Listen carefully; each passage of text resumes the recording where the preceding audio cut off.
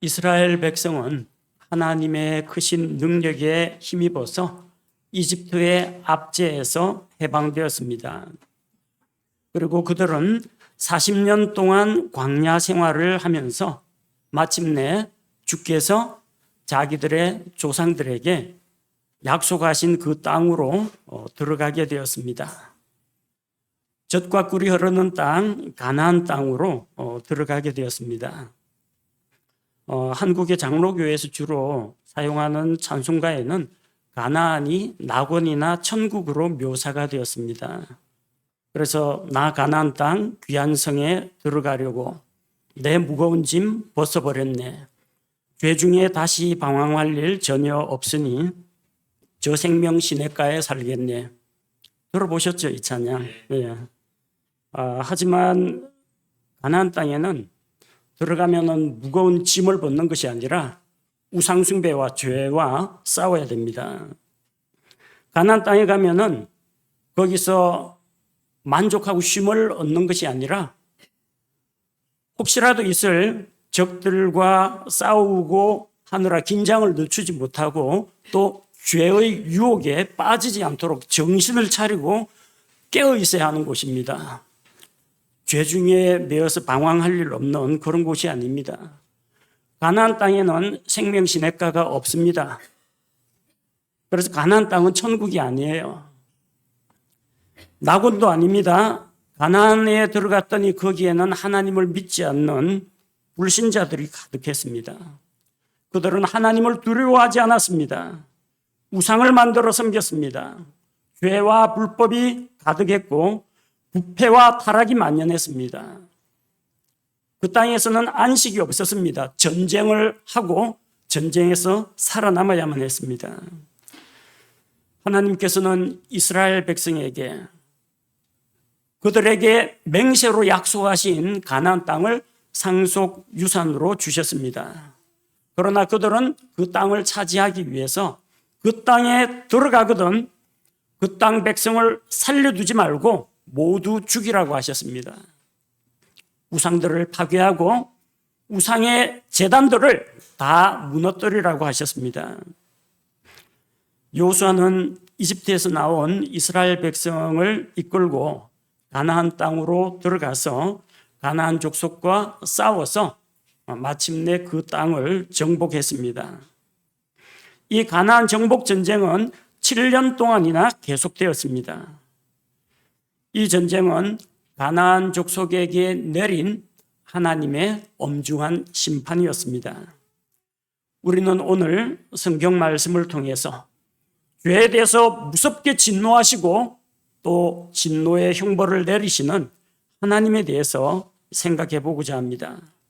하나님께서 가나안 땅 백성을 모두 멸하신 이 사건을 통해서 거룩하신 하나님, 하나님의 오래 참으심, 하나님의 심판, 회개하고 돌이키는 것, 이 문제에 대해서 함께 생각해 보고자 합니다. 이 세상 사람들은 성경 말씀에 나오는 하나님을 믿질 않습니다. 그래서 삐딱한 시각으로 성경 말씀을 보고 자기들의 잣대로 성경을 이해하려고 합니다. 그래서 가나안 전쟁에 대해서 세상 사람들은 어떻게 생각하느냐 하면 가나안 전쟁은 서로 다른 종교 간의 전쟁이다. 그렇게 봅니다. 이스라엘이 유일신 여호와 하나님만을 믿고 다른 민족의 종교와 관습을 인정하지 않는 편협하고 독선적인 그런 태도 때문에 이 전쟁을 일으켰다. 그렇게 주장합니다. 물론 이스라엘 백성이 하나님께 대하여 가지고 있는 그 신앙과 이방인들이 우상에 대해서 가지고 있는 이 종교는 서로 다릅니다. 그러나 이것은 종교적인 의견 차이로 일어난 전쟁이 아니라 명백하게 그들이 하나님 앞에 죄를 지었기 때문에 하나님께서 그 죄에 대해서 심판하신 것입니다. 어떤 역사학자는 가나안 전쟁은 영토 전쟁이라고 합니다. 가나안 땅에는 땅 이름이 가나안 땅이니까 가나안 사람들이 살아야 된다. 그런데 가나안 사람이 아닌 이스라엘 민족이 남의 땅에 쳐들어왔다는 이야기입니다. 하나님께서는 갈대아 우르에서 아브라함을 불러서 가나안 땅으로 데리고 오셨습니다. 그리고 하나님께서 아브라함과 그의 후손들에게 그 땅을 영원히 상속 유산으로 주겠다고 하셨습니다. 땅의 소유자는 하나님이십니다. 하나님께서 그 땅을 아브라함과 그의 씨에게 주셨다면 그것은 아브라함의 자손들이 마땅히 누려야 할 땅이라는 겁니다. 그 땅은 이방인의 소유가 아니었습니다. 하나님이 주셨습니다. 그러면은 하나님의 소유였던 땅을 자기 백성에게 주시는 것은 아무런 문제가 없습니다. 이스라엘 백성이 예수님이 오셨을 때 예수님을 메시아로 받아들이지 않고 카이사르 외에는 우리에게 왕이 없습니다. 그러면서 예수님의 왕되심을 부정했습니다.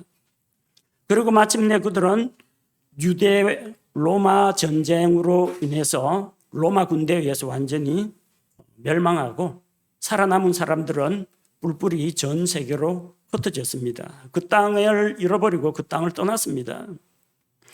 나중에 그 땅에 돌아와 보니까 그 땅에는 이방인들이 살고 있습니다. 그러나 제2의 엑소도스라고 하는 제2의 출애굽이라고 하는 그 운동을 통해서 전 세계에 흩어져 있던 이스라엘 백성이 그 땅으로 돌아와서 독립국가를 선포했습니다. 그런데 아직도 사람들은 그 땅을 이스라엘 땅이라고 부르지 않고 대표적인 이름으로 팔레스타인이라고 부릅니다. 그것은 성경에 나오는 필리스티아 사람, 우리가 말하는 블레셋 사람들이 그 땅에 있었기 때문에 그 땅을 팔레스타인이라고 그렇게 부릅니다. 그러나 그것은 올바른 표기법이 아닙니다. 그것은 아브라함의 자손들에게 하나님께서 주신 것입니다. 사람들이 보기에는 그 땅에 사람들이 잘 살고 있는데 갑자기 전 세계에 흩어졌던 유대인들이 들어와서 그 땅을 불법으로 차지한 것처럼 보이지만 그건 원래 하나님의 땅이었고 하나님께서 이스라엘 백성에게 주신 땅이라는 겁니다. 그러니까 영토 전쟁이 아닙니다. 하나님께서 버려두었던 그 땅을 다시 되찾으신 것입니다. 우상숭배자, 사악한 죄인들로부터 그 땅을 빼앗아서 자기 백성에게 다시 돌려주신 것뿐입니다. 어떤 이는 가나안 전쟁은 약탈 전쟁이라고 합니다. 이집트에서 나오게 된 그 유랑 민족이 광야를 유랑하다가 자기들의 정착지를 찾아서 가나안 땅에 들어가서 그 땅 백성을 약탈했다 그렇게 주장합니다. 물론 전쟁에서 이기면 이긴 자는 진 자의 모든 것을 소유할 권리가 있습니다. 그런데 하나님께서는 그 땅 백성을 잡아서 포로로 삼거나 노예로 팔거나 여자들을 전리품으로 취하거나 하지 말고 다 죽이고 도시를 불사르라고 했습니다. 이게 무엇을 말합니까? 이스라엘 백성이 그들에게 대해서 그들의 사람이나 가축이나 재산에 대해서는 관심이 없었다는 이야기입니다. 뭐 빼앗으려고 전쟁을 한 것이 아니라는 겁니다. 이게 약탈 전쟁이 되려면 최대한 재산 가치를 살려야 됩니다. 죽이는 것보다는 잡아다가 종으로 삼거나 종으로 삼지 못하면은 해외에 노예로 팔아야 됩니다. 최대한 가축이나 뭐 소, 양 이런 것들 불태우지 말고 살려서 전리품으로 취해야 되는데 그렇게 약탈하지는 않고 다 죽이라고 하셨습니다. 그래서 이거는 약탈 전쟁이 아니라는 겁니다. 또 어떤 인본주의 신학자들은 가나안 전쟁은 비인도주의적인 전쟁이라고 합니다. 왜냐하면 전쟁에 나온 이 군사들끼리만 싸운 것이 아니라 이스라엘이 점령한 땅에서 남자, 여자, 노인, 어린아이를 가리지 않고 다 죽였기 때문입니다.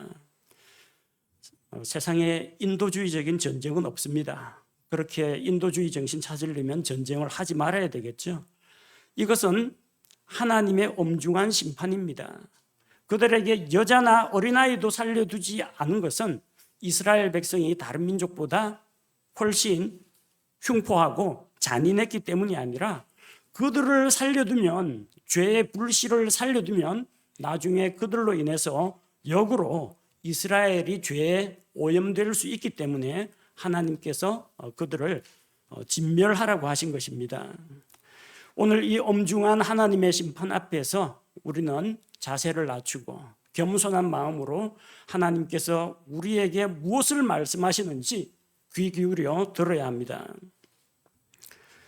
가나안 족속의 죄에 대해서 심판하신 하나님을 생각해 볼 때 그들이 왜 멸망했습니까?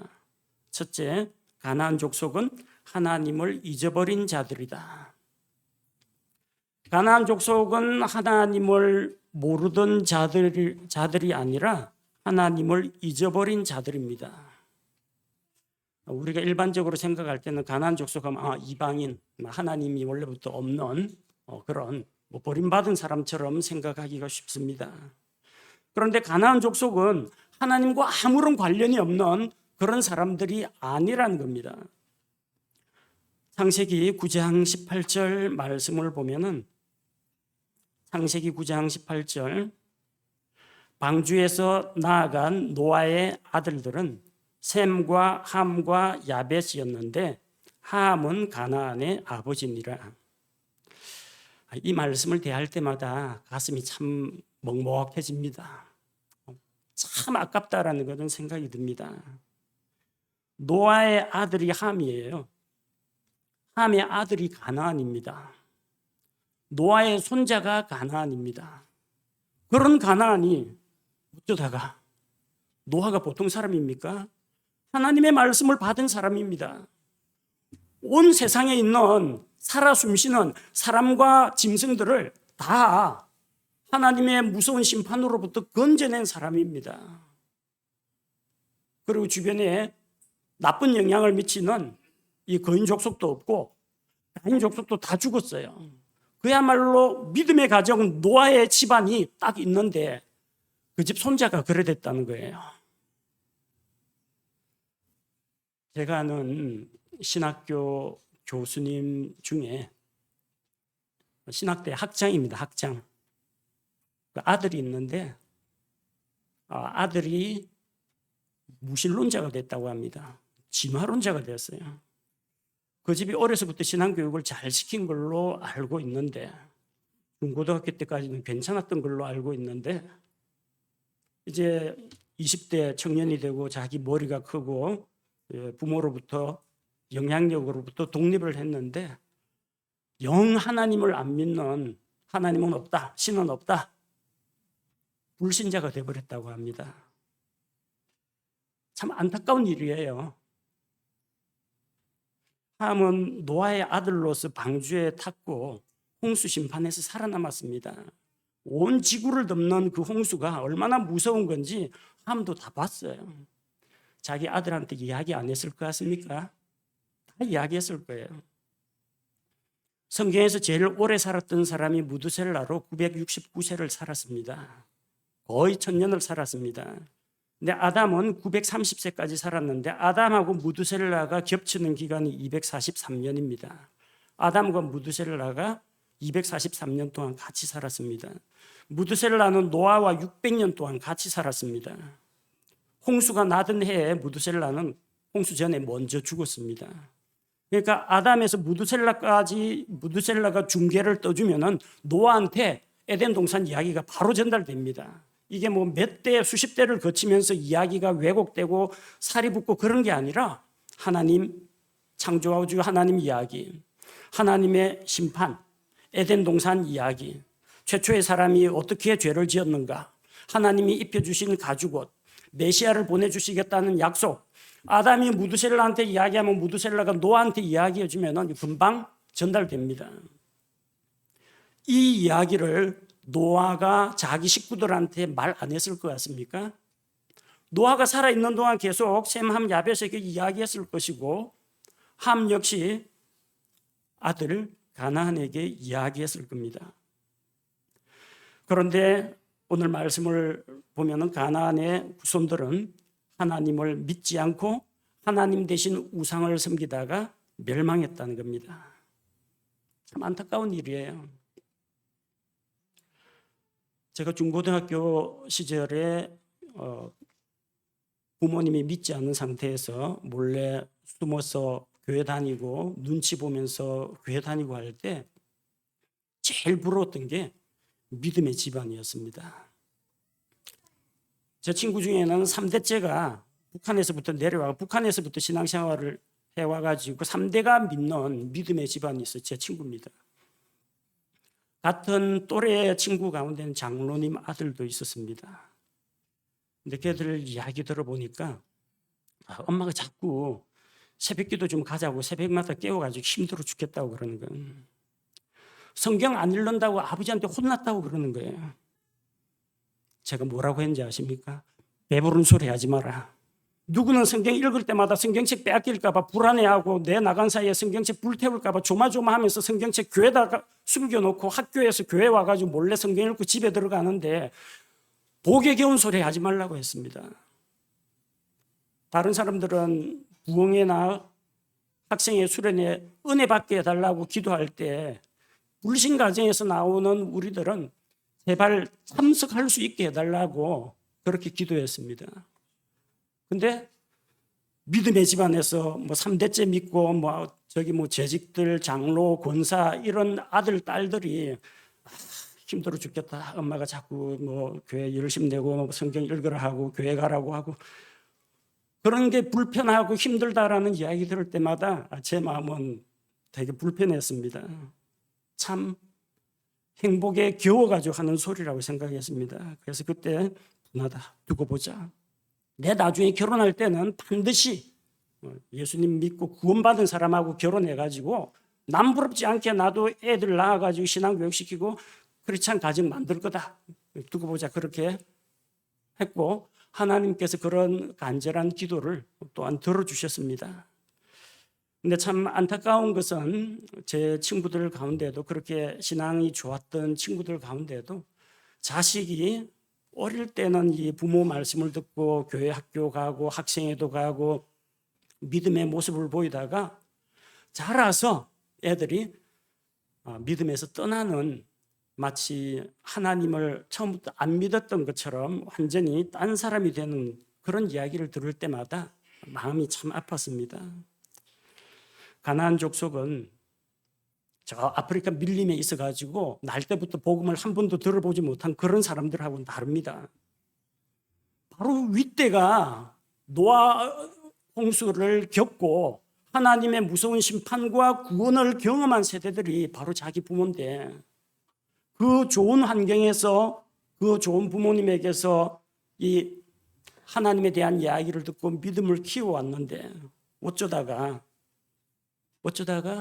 하나님을 잊어버리고 하나님의 길을 떠난 민족이 되어버렸다는 겁니다. 안타깝습니다.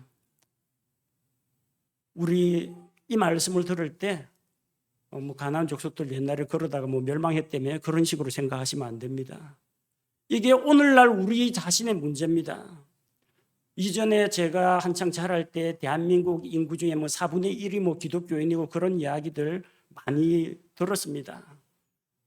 서울에서 그 전도 부흥 집회 해가지고 나는 찾았네 해가지고 전도 집회 해가지고 막 부산에서 서울까지 올라가고 뜨겁게 복음 전한 그런 사람들 있었습니다. 지금은 교회 예배당에 출석하는 숫자도 줄어들고 출석하는 사람들 가운데서 정말로 믿고 거듭난 사람을 찾아보기가 어려울 정도라고 합니다. 우리가 그런 시대에 살고 있습니다. 여러분 예수님 믿고 구원받은 거 하나님께 감사드려야 합니다. 그런데 노아처럼 이런 일도 일어날 수 있다는 겁니다. 우리의 아들, 딸들이 여러분의 손자, 손녀가 만약에 가나안처럼 하나님을 잊어버리고 하나님을 떠나 세상으로 가게 된다면 하나님의 마음도 아프시겠지만 그것을 지켜보는 아버지, 어머니, 할아버지, 할머니의 마음은 얼마나 아프겠습니까? 가나안 족속이 하나님을 잊어버린 자들이 된 것처럼 우리의 다음 세대가 하나님을 잊어버리는 그런 일이 없도록 우리가 깨어 기도하고 바른 진리의 말씀으로 가르쳐야 합니다. 둘째로 하나님께서는 가나안 사람들의 죄와 불법을 오래 참으셨다는 것입니다. 아브라함이 하나님의 부르심을 받아서 가나안 땅에 왔을 때 그 땅에는 가나안 족속이 살고 있었습니다. 창세기 12장 6절. 창세기 12장 6절에 보면 아브라함이 그 땅을 통과하여 세겜이라는 곳에 들어가 모레의 평야에 이르렀는데 그때 가나안 족속이 그 땅에 있더라. 아브라함이 들어간 그 땅에는 가나안 족속이 있었습니다. 아브라함이 이렇게 가나안 땅에 왔을 때가 75세였다고 합니다. 가나안 땅에는 가나안 7족속이 살고 있었습니다. 신명기 7장 1절에 보면은 헷 족속, 기르가스 족속, 아모리 족속, 가나안 족속, 브리스 족속, 히위 족속, 여부스 족속. 각 부족 이름은 다르지만 뭉쳐서 가나안 족속이라고 부를 때도 있고 아모리 사람들이라고 부를 때도 있습니다. 하나님께서 아브라함과 언약을 세우실 그 당시에는 그들의 죄와 불법이 그렇게 심각할 정도는 아니었습니다.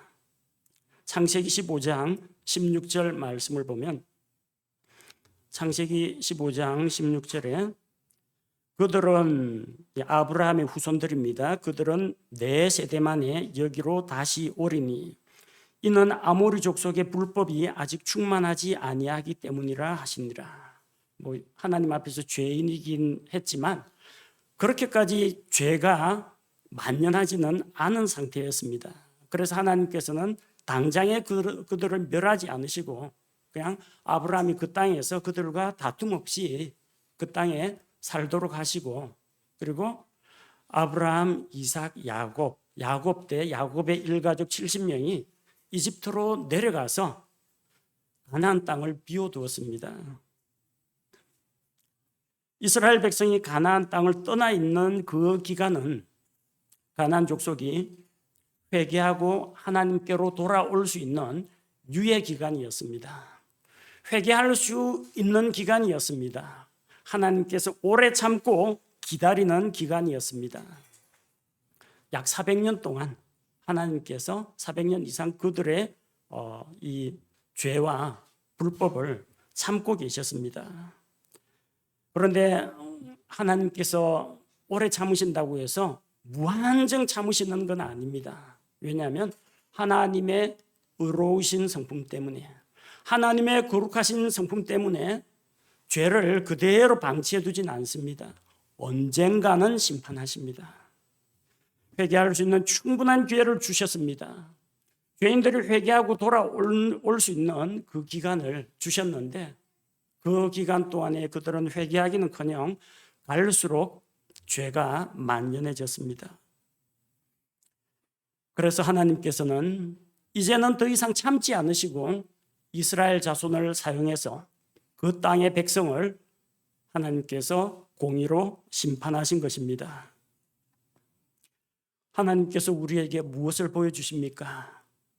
하나님은 사랑의 하나님, 오래 참으시는 하나님이지만 죄에 대해서는 엄중하게 반드시 그 죄를 찾아내서 심판하신다는 것입니다. 오늘 우리가 읽은 말씀과 같습니다. 너희도 회개하지 아니하면 이와 같이 멸망할 것이라고 말씀하셨습니다.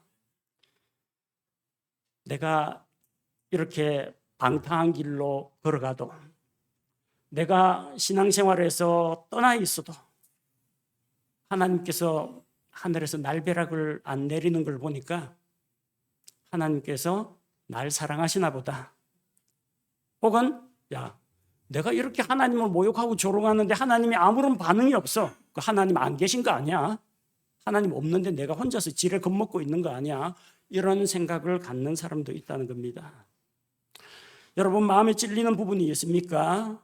살아가다가 예수 믿고 내가 구원받았기 때문에 예수님의 피로 내 모든 죄는 용서받았다. 그것은 우리가 믿고 알고 있는데 우리가 하나님 앞에서 날마다 저지르는 작은 실수, 우리가 하는 말로는 실수, 하나님 보시기에는 죄, 불법, 반역, 하나님 그렇게 보십니다.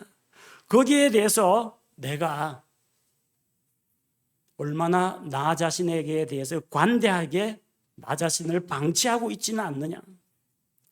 하나님의 오래 참으심을 믿고 지금까지도 별일 없었는데 어제까지 별일 없었는데 하나님이 설마 오늘 나한테 무슨 재앙을 내리시거나 질병을 내리시거나 어떤 사건으로 나를 치시지는 않겠지. 사랑의 하나님이니까, 오래 참으시는 하나님이니까 그렇게 안심하고 있을 수가 없다는 이야기입니다. 하나님께서 가나안 사람들의 죄와 불법을 오래 참으신 것은 사실입니다. 그러나 하나님께서 정한 그 데드라인이 다 끝나니까 이집트에서 올라온 이스라엘 백성이 가나안 땅에 들어가서 하나님의 이름으로 그들의 죄에 대해서 엄중하게 심판을 했다는 겁니다. 심판받기 전에 회개해야 합니다. 내가 하나님 앞에서 만약에 오늘 마음에 불편한 것, 하나님 앞에 좀 꺼림칙한 게 있다면 오늘 밤 자기 전에 다 죄의 문제는 해결을 받고 잠자리에 들어야 합니다. 내가 만약 한동안 지난 몇 달 동안, 몇 주 동안 지속적으로 자주 넘어지는 부분이 있다면 어제도 용서하셨으니까 오늘도 내일도 모레도 다음 달에도 계속 용서하시겠지. 그거를 믿고 자기를 방임에 내버려 둘 것이 아니라 하나님 앞에서 무서운 심판의 불이 떨어지기 전에 빨리 회개하고 돌이켜야 한다는 것입니다. 셋째로 하나님께서는 가나안 족속의 사악함 때문에 그들을 심판하셨습니다. 이스라엘 백성이 이집트에서 큰 민족을 이루어서 가나안 땅으로 들어올 때까지 그들은 조금도 변하지 않았습니다. 하나님을 향한 그들의 태도에는 변함이 없었습니다. 아니, 오히려 더욱더 무섭고 심각한 죄들에 빠졌습니다. 그래서 하나님께서는 이스라엘 백성에게 가서 그 땅 백성을 멸하고 그 땅을 차지하라고 했습니다. 이것은 하나님께서 이스라엘 백성을 너무 그냥 오냐오냐 귀엽고 이쁘게 봐가지고 이스라엘 백성이 아닌 가나안 족속을 핍박한 것이 아니에요. 이스라엘 백성이 착하고 거룩하고 하나님 말씀을 잘 듣고 의로워가지고 하나님께서 그 땅을 주신 게 아니에요. 그 땅을 심판하신 이유는 가나안 족속의 사악한 죄 때문입니다. 신명기 9장 5절 말씀을 보면 신명기 9장 5절에 내가 가서 그들의 땅을 소유하는 것은 내 의나 내 마음의 곧바름 때문이 아니요 오직 이 민족들 가나안 족속들의 사악함으로 인하여 주 내 하나님께서 그들을 내 앞에서 쫓아내시기 때문이니 이것은 주께서 내 조상 아브라함과 이삭과 야곱에게 맹세로 하신 말씀을 친히 이루려 하심이니라. 이스라엘 백성이 가나안 땅을 얻은 것은 착하고 의롭고 하나님 마음에 쏙 들어가지고 그 땅을 선물로 받은 게 아니라 그 가나안 족속들의 사악함으로 인해서 그들의 죄로 인해서 땅에서 울부짖음이 하나님 앞에 상달되어서 하나님께서 친히 자기 백성을 통해서 그 가나안 땅을 심판하신 것입니다. 하나님은 하늘들과 땅과 바다와 모든 것을 만드시고 소유하고 다스리시는 분입니다. 그래서 하나님께서는 그 땅이 하나님 소유의 땅이 죄로 인해서 더럽혀지는 것을 용납하지 않으셨습니다. 그래서 그들의 죄로 인해서 그들을 쫓아내신 것입니다. 하나님은 이스라엘 백성의 편을 들어주기 위해서 이스라엘 백성에게 어떤 그들의 수고에 대한 보상으로 그 땅을 주신 것이 아니라 사악한 죄인들을 공의로 심판하신 것입니다. 7년 가나안 전쟁은 바로 하나님의 엄중한 심판이었다는 것을 우리가 기억해야 합니다. 넷째로 우리가 마음속에 새겨둬야 할 것이 있습니다. 하나님께서는 전쟁을 통해서도 죄인들을 심판하신다는 겁니다. 우리가 성경에 보면은 하나님께서 땅의 죄인들을 심판하시는 방법이 여러 가지가 있었습니다. 소돔 고모라는 불과 유황으로 멸망했습니다. 하나님께서 가나안 전쟁 때 대적을 치실 때 하늘에서 무거운 우박을 내려서 대적을 치신 적도 있습니다. 언약궤를 빼앗아간 블레셋 사람들에게 전염병으로 치기도 하셨습니다.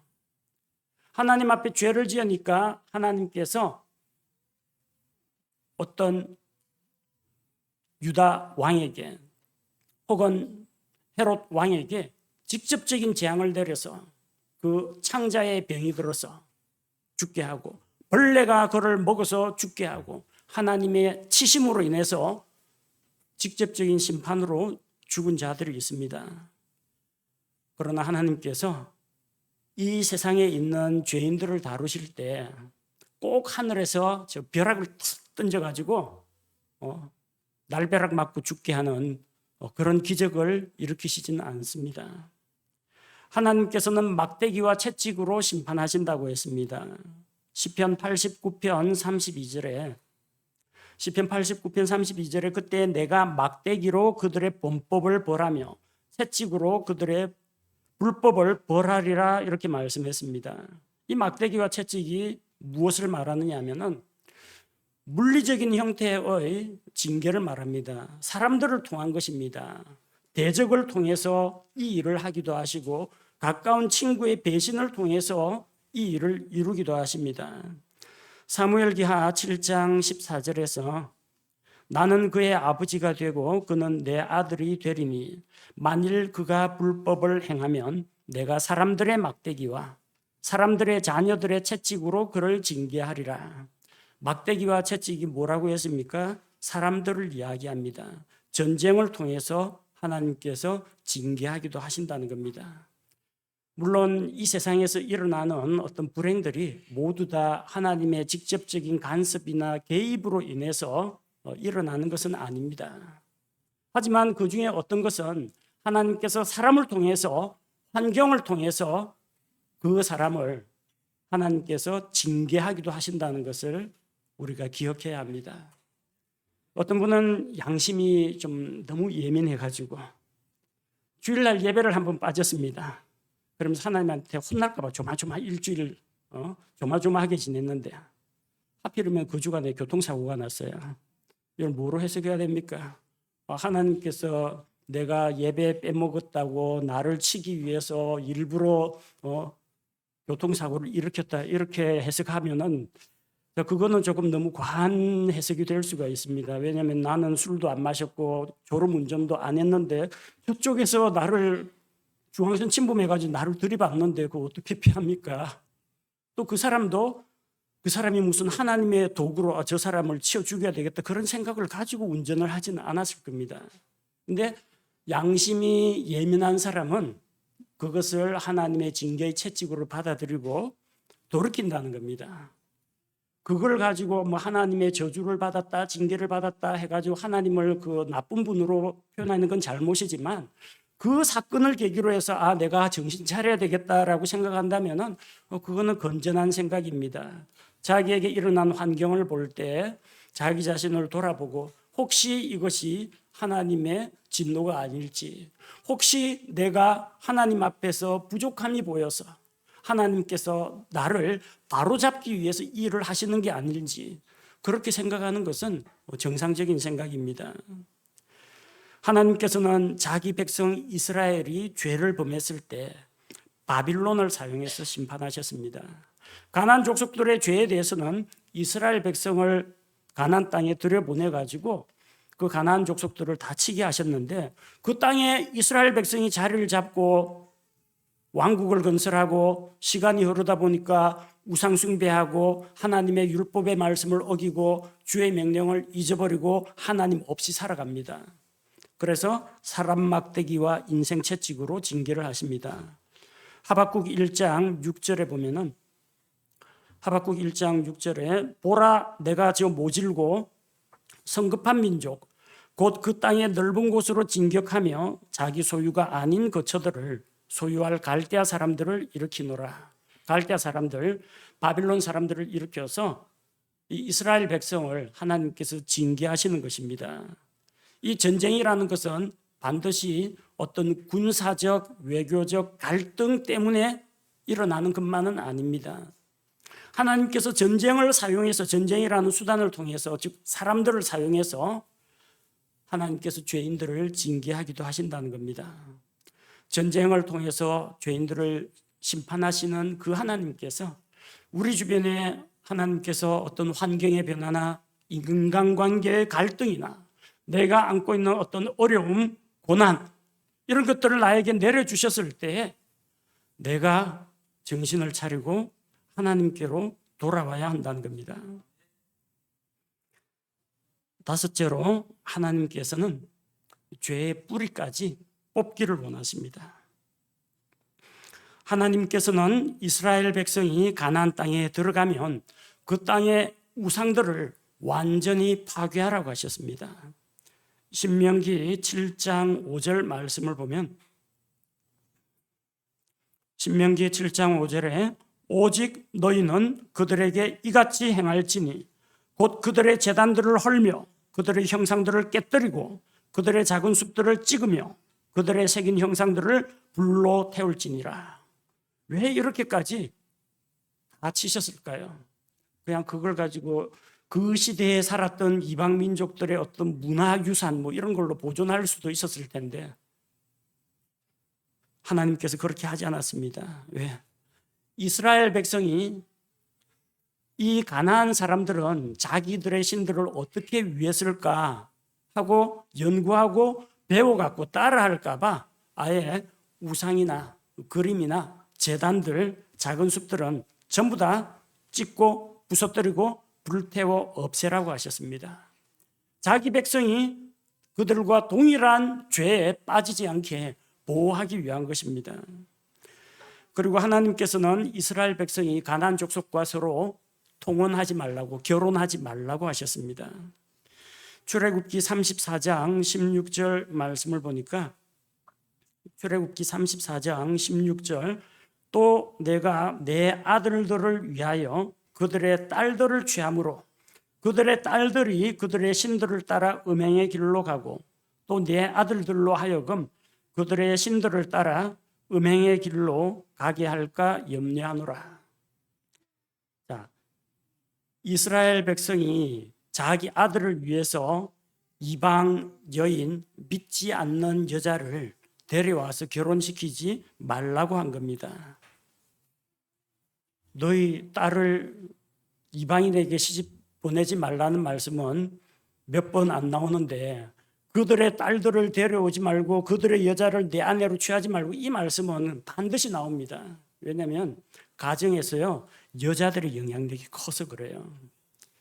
예수님 잘 믿는 청년도 이 믿지 않는 불신 여성하고 결혼해가지고 나중에 시간이 흐르면 그 아내의 영향을 받아가지고 그냥 곁길로 빠지는 그런 경우가 있습니다. 예수님을 믿는 이 크리스찬 여성이 자기는 원치 않은데 부모님과 하여튼 주변 환경의 압박 때문에 믿지 않는 집에 시집을 갔는데 고난을 받으면서 신앙 지키기 위해서 눈물로 기도하면서 남편, 시아버지, 시어머니 다 변화시키는 그런 사례들도 있습니다. 여성이 참 위대합니다. 영향력이 커요. 그렇기 때문에 애초에 가나안 족속 이방 여인은 너의 아내나 며느리로 데려오지 말라고 하나님께서 엄히 명하신 것입니다. 그들이 이스라엘 백성에게 가나안 족속들이 가지고 있던 죄와 불법과 부도덕한 일, 타락한 행실을 가르칠까 봐 다 죽이라고 하셨습니다. 하나님께서는 가나안 족속들을 모두 죽이고 포로로 삼지도 말고 노예로 부리지도 말고 다 죽이라고 했습니다.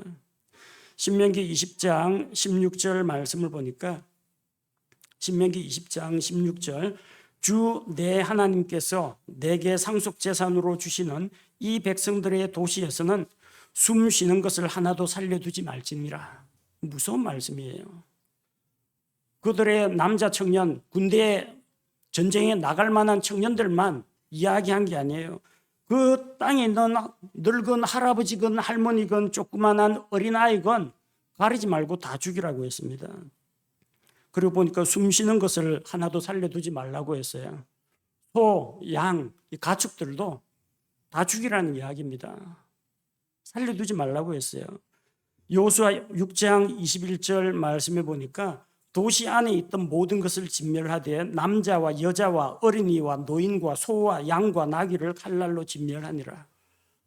너무했다 싶죠. 근데 하나님께서는 뿌리를 뽑아야 됩니다. 죄의 뿌리를 뽑아야지 흔적도 없이 완전히 근절시켜야 하나님께서 만족하시는 겁니다. 하나님께서 이스라엘 백성으로 하여금 가나안 족속을 그렇게 철저히 진멸하게 하신 것은 그들의 죄에 대한 하나님의 강한 응징일 뿐만 아니라 죄의 뿌리까지 근절해서 자기 백성을 보호하기 위한 것이었습니다. 우리가 여기에서 어떤 교훈을 배워야겠습니까? 우리는 죄와 타협해서는 안 된다는 겁니다. 죄인 줄 알면 버려야 합니다. 대부분의 사람들은 하나님 어제까지는 10개 했는데 오늘은 9개만 할게요. 시간 좀 지나고 하나님 저 5개까지만 할게요. 물론 사람이 한순간에 바뀌기는 좀 어려운 그런 존재이긴 합니다. 그러나 하나님 앞에서 하나님이냐 죄냐 이런 문제에 대해서는 내 입장을, 내 스탠스를 분명하게 취해야 합니다. 이거 아니면 저거지 중간은 없어요. 죄 10개 가운데에서 1개라도 남겨두면 그거 자체도 죄입니다. 아니 9대 1이면 죄가 더 적은 거 아니에요. 적은 건 맞는데 많건 적건 죄는 죄라는 이야기입니다. 하나님께서 몇 분의 몇은 살려두고 몇 분의 몇은 죽이라고 말씀하지 않고 다 죽이라, 진멸하라, 모든 것을 진멸하라고 하셨습니다. 여러분 자신이 이스라엘 백성이 가나안 족속에게 행한 것처럼 그런 강한 하나님께 대한 강한 믿음과 의지와 결단을 보여주기를 원하고 계십니다. 이 말씀은 여러분의 원수를 쳐서 진멸하라는 이야기가 아니고요. 여러분을 자주 넘어지게 만드는, 여러분의 발목을 자주 붙잡는 잘못된 습관이나 죄로 유인하는 이런 것들을 단호하게 끊어버리라는 이야기입니다.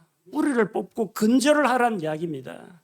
그렇게 하지 않으면 잡초는 진짜 뽑아도 분명히 뽑았는데 잔뿌리 하나 있으면 나중에 그게 또 스물스물 또 기어 나옵니다. 그거 방치하면 쫙 밭에 또 퍼집니다.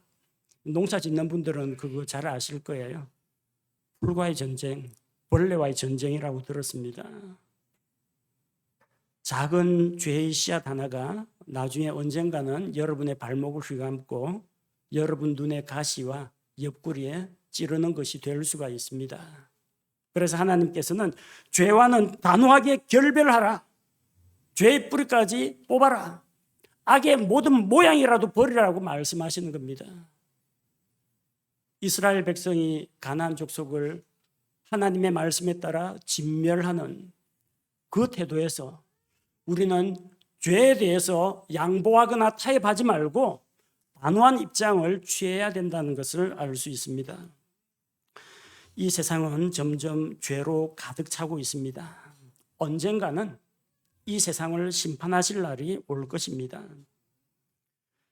주의 천사가 함께하는 이스라엘 군대가 가나안 족속을 친 것처럼 마지막 때에는 주님이 이끄시는 하늘의 군대가 적그리스도와 그의 연합한 세력들을 치는 날이 올 것입니다.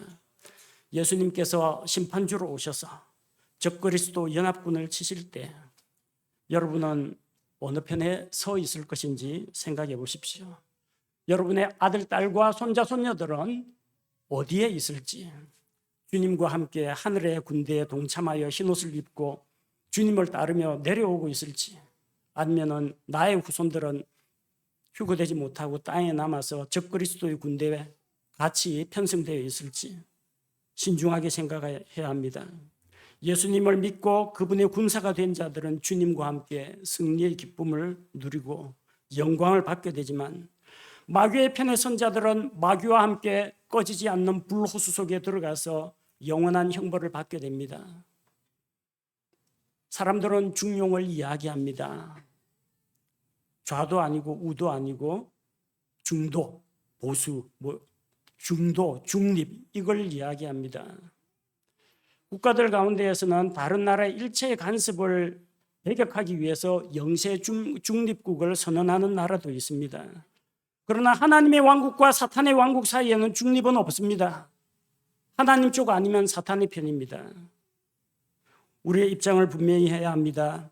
하나님께서 가나안 족속의 죄와 불법에 대해서 오래 참으셨지만 무섭게 진노하신 것처럼 죄에서 돌이키지 않으면 하나님의 엄중한 심판이 임할 텐데, 심판의 날이 다가오기 전에 회개하고 하나님께로 돌아와야 합니다. 하나님께서 참아주실 때 돌아와야 합니다. 구원의 날에 하나님 앞으로 나아와야 합니다. 은혜 베푸시는 때에 은혜의 왕좌 앞으로 나아와야 합니다. 예수님께서 구원자로 계실 때 만나야지 심판자로 오시는 예수님을 만나서는 안 되겠습니다. 가나안 족속의 죄에 대해서 무섭게 진노하시고 심판하신 우리 하나님의 거룩하심을 생각하면서 우리 모두 자기 자신을 돌아보고 또 우리 다음 세대 나의 아들, 딸들과 손자, 손녀들이 하나님을 잊어버리는 백성이 되지 아니하고 하나님의 사람이 되도록 기도하고 진리의 말씀으로 가르칠 것을 오늘 이 시간에 다시 한번 마음에 새기시기 바랍니다. 함께 기도하겠습니다. 거룩하신 하나님, 이스라엘 백성이 가나안 땅에 쳐들어가서 그 땅 백성을 죽이고 그 땅을 차지한 것이 어떤 민족적인 감정 문제나 군사적 외교적 갈등 문제 때문도 아니요, 또한 어떤 그들 사이의 입장의 차이도 아니라 거룩하신 하나님의 진노를 하나님께서 자기 백성을 도구로 사용하셔서 심판을 집행하신 것임을 우리가 살펴보았습니다. 하나님의 심판을 생각할 때 두렵고 떨리는 마음으로 우리가 깨어있게 하옵소서. 우리가 예수님을 믿고 구원받은 것에 감사하는 한편 우리 다음 세대, 우리 사랑하는 가족들, 아들, 딸들, 손자, 손녀들, 구원받지 못한 부모님들을 생각할 때 하나님 앞에서 우리가 엄중한 무거운 짐을 지고 있습니다. 주님, 우리 가족들, 우리 다음 세대들이 하나님께로 돌아오고 하나님을 잊어버리는 백성이 아니라 하나님의 백성이 되도록 우리가 먼저 깨어있게 하옵소서. 사람들의 사악한 죄에 대해서 오래 참으시지만 반드시 심판하시는 하나님을 생각하면서 하나님, 우리 자신을 겸손히 낮추고 나 자신이 하나님의 징계의 채찍을 맞지 않도록 하나님의 책망을 듣기 전에 먼저 돌이키는 마음을 품게 하여 주옵소서. 죄에 대해서는 털끝만큼도 용납하지 않으시는 무서운 하나님을 우리가 두려워하게 하시고 그 두려우신 그 하나님을 생각하면서 죄와는 완전히 단절하고 담을 쌓고 그 길에서 돌이켜 다시는 돌아오지 않겠다, 이런 마음가짐으로 죄를 끊어버릴 수 있도록 주님 도와주옵소서. 가나안 족속이 멸망한 그 사건을 생각할 때 오늘을 살아가는 우리가 하나님 앞에서 어떤 마음가짐으로 어떠한 믿음 생활을 해야 할지 우리 각자가 깨닫게 하여 주옵소서. 예수님의 이름으로 기도합니다. 아멘.